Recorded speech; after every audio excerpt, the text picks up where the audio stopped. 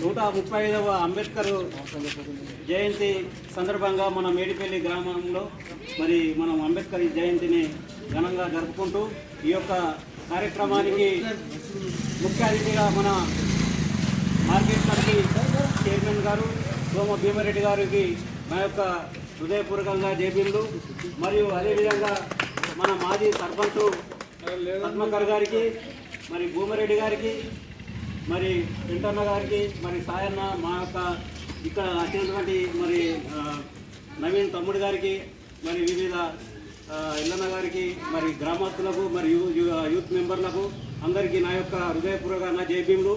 మరి మీరు ఇంత మంచిగా వచ్చి ఈ యొక్క కార్యక్రమాన్ని హాజరైనందుకు మీ అందరికీ నా యొక్క జైభీములు తెలుపుతూ మరి భారత రాజ్యాంగాన్ని మన బాబాసాహెబ్ అంబేద్కర్ మనకు అందించడం జరిగింది. ఈ యొక్క రాజ్యాంగం ద్వారానే మనము రోజు నిత్య జీవితంలో ఎలా నడుచుకోవాలా, మనం ఎలా ఉండాలా అనే ఒక దాన్ని మనం ఆయన యొక్క రాజ్యాంగంలో ఉన్నది. మరి ఆ రాజ్యాంగంతోనే మనం ఈరోజు మనం ఈ స్థాయికి ఎదుగుతున్నాము. ఆయన మన దేశంలో పుట్టడమే మనకు చాలా గౌరవకారణము. ఈరోజు అంబేద్కర్ యొక్క పుట్టినరోజును ప్రపంచమంతా నాలెడ్జ్ దినంగా ప్రకటించింది ఐక్యరాజ్య సమితి. అంటే ప్రపంచ దేశాలన్నీ ఒక జ్ఞానము రోజునుగా ఇలా ఆయన యొక్క రోజును జరుపుకుంటారు. జ్ఞానం అంటే అంబేద్కర్ అంటేనే జ్ఞానం. మన అటువంటి వ్యక్తి మన దేశంలో పుట్టుడు అందరికీ గౌరవకారణము. ఒక ఎస్సీ ఎస్టీలకే కాదు, ఆయన యావత్ భారతదేశానికి ఆయన ఒక నాయకుడు, ఆయన ఒక ఆదర్శ పురుషుడు. మరి ఆయన యొక్క ఆశయాలను మనము కొనసాగిస్తూ మరి ఆయన యొక్క రాసిన రాజ్యాంగాన్ని కూడా మనం కాపాడుకుంటూ పోవాలి. ఆయన రాజ్యాంగాన్ని కూడా కాపాడుకునేటువంటి బాధ్యత మన అందరిపైన ఉన్నదని చెప్తున్నా. మరి ఈ యొక్క అవకాశాన్ని నాకు కల్పించినందుకు మరి మీ అందరికీ ధన్యవాదాలు. ఇప్పుడు మన సర్పంచ్ గారిని ఒక మాట్లాడాల్సింది. ఈరోజు డాక్టర్ బిఆర్ అంబేద్కర్ జన్మదినం పురస్కరించుకొని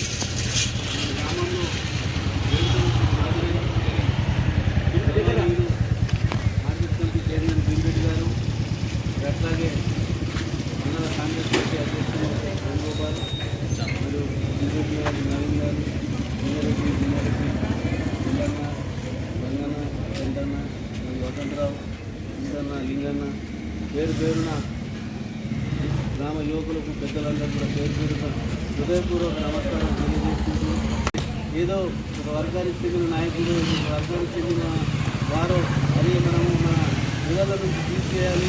ఎందుకంటే ఆనాడు రచించినటువంటి అంబేద్కర్ రచించిన రాజ్యాంగం ద్వారానే వీళ్ళు స్వేచ్ఛగా బానిస భక్తులు లేకుండా స్వేచ్ఛగా మాట్లాడే హక్కు ఇవన్నీ కల్పించింది డాక్టర్ బాబాసాహెబ్ అంబేద్కర్ పుణ్యమే.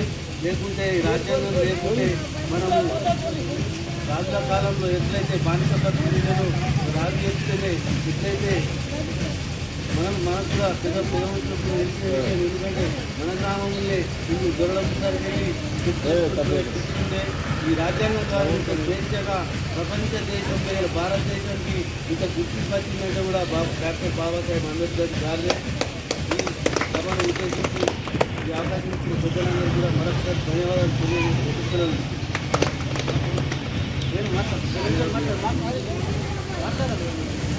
ఈరోజు మేడిపల్లి గ్రామంలో డాక్టర్ బాబాసాహెబ్ అంబేద్కర్ని జయంతి జరుపుకుంటున్నాం. 135వ జయంతి.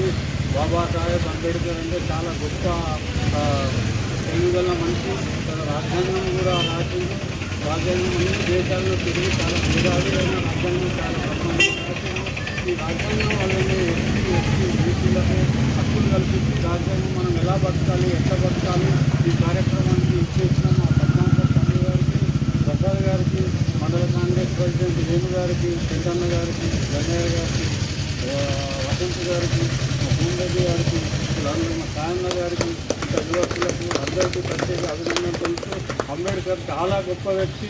ఈ విగ్రహం పెట్టేటప్పుడు కూడా మా తమ్ముడు ప్రసాద్ గారు నేను 95లో సర్పంచ్ ఉంటుంది. విగ్రహం కావాలంటే మనం అందరూ అనుకున్నారు అంబేద్కర్ ఒక ఎస్సీల నాయకుడే అనుకుని చాలామంది తెలియని వాళ్ళు అనుకుంటుంది. అంబేద్కర్ అనే వ్యక్తి రాజ్యాంగ నిర్మాత, అందరికీ కావాల్సిన వ్యక్తి. ఒక భారతదేశమే కాదు ప్రపంచవ్యాప్తంగా కూడా ఆయన పేరున్న వ్యక్తి. అప్పుడు మా తమ్ముడు చెప్పడం వల్ల ఇక్కడ గ్రామ పంచాయతీ గాంధీ, నెహ్రూ, సుభాష్ చంద్రబోస్ పక్కకే పెట్టి అందరి వాడిగా పెట్టడం జరిగింది. ఈ కార్యక్రమానికి ఇచ్చేసిన మన గ్రామ యువకులకు, పెద్దలకు అందరికీ ప్రత్యేక అభినందనలు తెలుసు. జై అంబేద్కర్. జై భీమ్. జై భీమ్.